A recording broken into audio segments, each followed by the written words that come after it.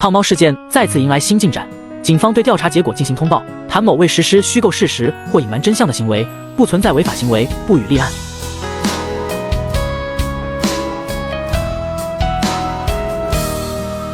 一句先苦后甜，我熬了一年又一年。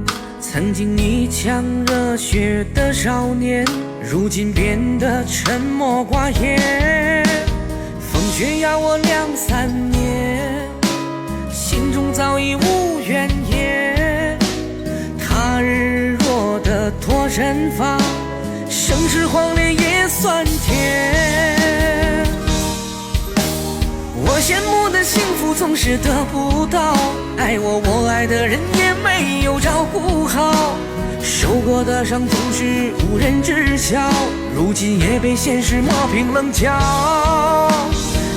随着警方公布调查结果，胖猫事件终于真相大白，同时也揭开了这场舆论风波的真相。警方通报里的这3个关键信息值得关注： 1. 谭某为以恋爱为名骗取胖猫财物； 2. 胖猫姐姐刘某操控舆论； 3.